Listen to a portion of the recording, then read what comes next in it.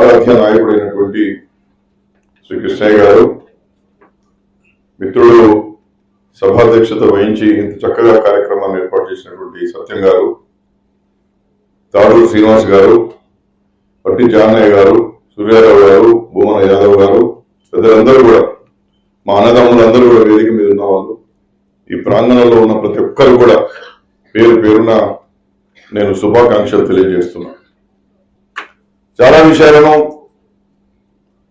అందరూ చెప్పారు, సమస్యలు ఏమున్నాయి, ఈ సమావేశం యొక్క ఉద్దేశం ఏంది, ఎజెండా ఏమిటి అనేటువంటిది చాలా స్పష్టంగా చెప్పారు. నిన్న మేము కూడా మంత్రి గారు ఆహ్వానించినప్పుడు కృష్ణయ్య గారు కానీ, నేను కానీ, శ్రీనివాస్ గారు కానీ, మిత్రులందరం, సత్యం కానీ, మేమంతా చాలా స్పష్టంగా మేము ఒకటే చెప్పడం జరిగింది. ప్రభుత్వానికి చిత్తశుద్ధి ఉంటే, ప్రభుత్వానికి అంకిత భావం ఉంటే, ఇచ్చినటువంటి హామీని నిలబెట్టుకోవాలనేటువంటి ఆ ప్రజాస్వామ్య స్ఫూర్తి ఉంటే ఈ కామారెడ్డి బీసీ డిక్లరేషన్లు, ఈ 42% పెద్ద సమస్య కాదు అనేటువంటి విషయాన్ని మేము చెప్పినాం. ఎందుకంటే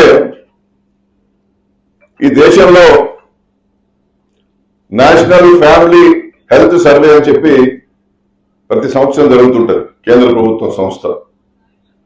ఆ విధంగానే నేషనల్ శాంపుల్ సర్వే ఆర్గనైజేషన్ వాళ్ళు సర్వే చేస్తుంటారు. ఈ విధంగా దేశంలో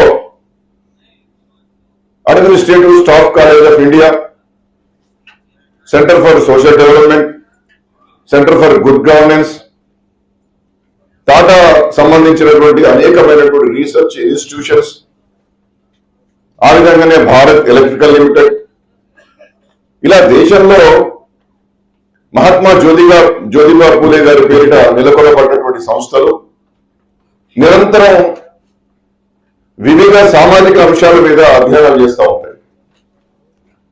వాళ్ళు తీసుకునేది 1,00,000 జనాభాను తీసుకుంటారు. 1,00,000 జనాభాను తీసుకొని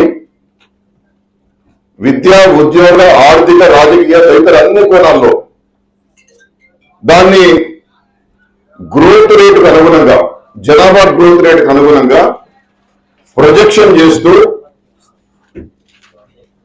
ఇగో ఇంత శాతం ఈ వర్గాలు వెనుకబడున్నారు ఈ కోణాలలో అని చెప్పి చాలా స్పష్టంగా చెప్తారు. ఎన్నికలు జరుగుతూ ఉంటాయి. ఎన్నికలు మనకు పోలింగ్ అయిపోగానే అన్ని టీవీలు ఏం చేస్తాయి, ఎగ్జిట్ పోల్స్ చెప్తారు. ఆ ఎగ్జిట్ పోల్స్ కి ఒక రాష్ట్రంలో ఉన్నటువంటి 1000 మందిని తీసుకుంటారు, 2,000 మందిని తీసుకుంటారు. తీసుకొని దాన్ని ప్రొజెక్షన్ చేసి ఇగో ఈ పార్టీ అధికారంలోకి రాబోతున్నదని చెప్తారు. దాని తర్వాత మనం చూస్తాం నిజంగా ఆ పార్టీ అధికారంలోకి వస్తుంది. ఈ విధంగా మనం గమనించినప్పుడు నేషనల్ ఫ్యామిలీ వెల్ఫేర్ సర్వే ప్రకారం 2014-15 కావచ్చు, లేకపోతే 19లో కావచ్చు, వాళ్ళు చేసినటువంటి రౌండ్స్ ను గమనిస్తే ఈ దేశంలో 57% బీసీలు ఉన్నారు. ఆ విధంగానే ఈ రాష్ట్రంలో 57% బీసీలు ఉన్నారు.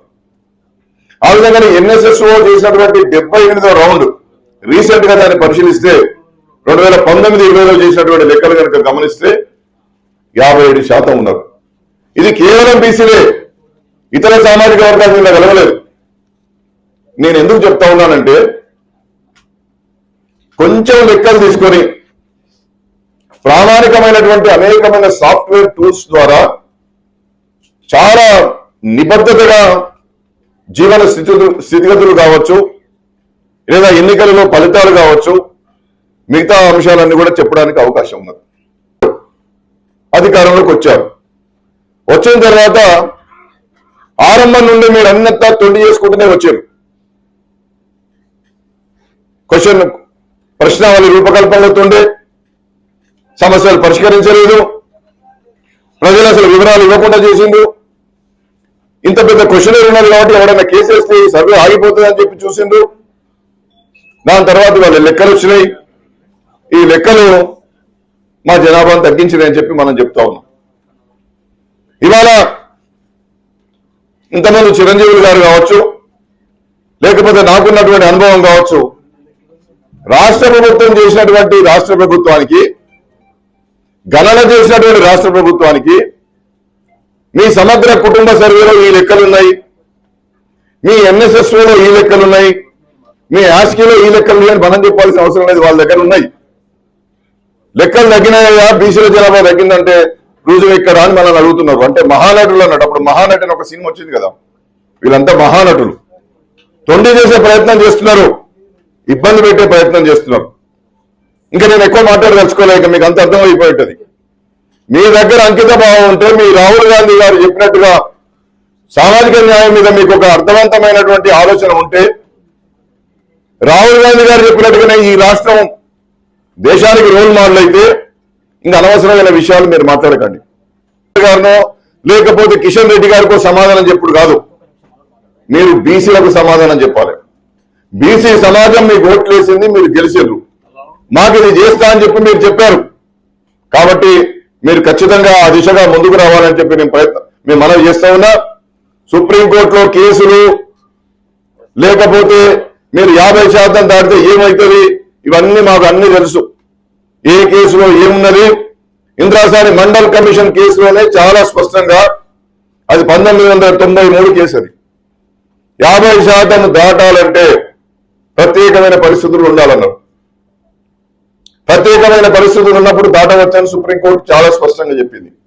నిన్న మొన్న ఒక కేసులో రాజకీయాల్లో 50% దాటొద్దు అన్నది. కానీ 5 ధర్మాసనం కంటే 9 ధర్మాసనం, మండల్ కమిషన్ 9 మందితో కూడినటువంటి ధర్మాసనం ఏం చెప్పినారు, ప్రత్యేకమైనటువంటి పరిస్థితులు.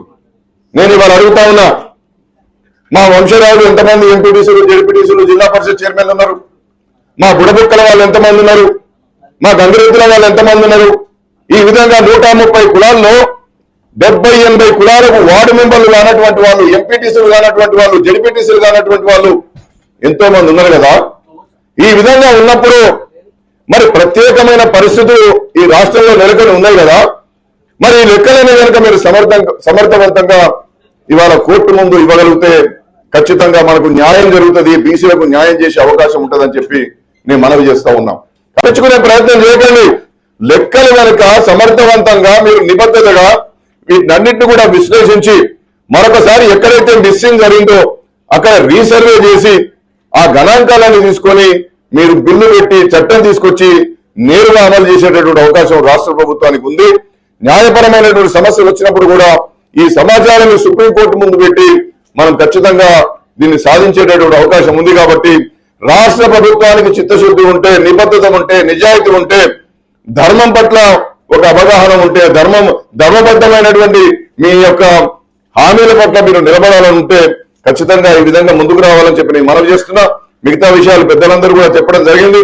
కాబట్టి రాష్ట్ర ప్రభుత్వం అనవసరమైనటువంటి దేశజాల పోకుండా, అనవసరమైనటువంటి పట్టింపులకు పోకుండా మీరు టీఆర్ఎస్ కో, బీజేపీకో, కమ్యూనిస్టుకో, ఇంకో పార్టీకి సమాధానం కాదు, బీసీ సమాజం మీ నుండి కోరుతున్నటువంటి మీరు ఏదైతే హామీలు ఇచ్చారో ఆ హామీలన్నీ కూడా నెరవేర్చడానికి అవకాశం ఉంది. ఆ దిశగా మీరు ముందుకు రావాలని చెప్పి రాష్ట్ర ప్రభుత్వాన్ని నేను డిమాండ్ చేస్తూ, లేని పక్షంలో ఈ రాష్ట్రంలో బీసీలు మరొక స్వాతంత్ర సమర పోరాటంలో ముందుకొచ్చి ఒక రాజకీయ వేదిక ఏర్పాటు చేసుకుని మా ఓట్లు మేమే వేసుకుంటాం, మా రాజ్యం మేమే వేసుకుంటాం అనేటువంటి దిశగా మేమందరం ముందుకు పోతాం. ఇది హెచ్చరిక, దీన్ని గమనించి మీరు మాకు న్యాయం చేయాలని చెప్పి నేను డిమాండ్ చేస్తూ సెలవు తీసుకుంటున్నాను. జై హింద్. బీసీల ఐక్యత, బీసీల ఐక్యత, జై బీసీ.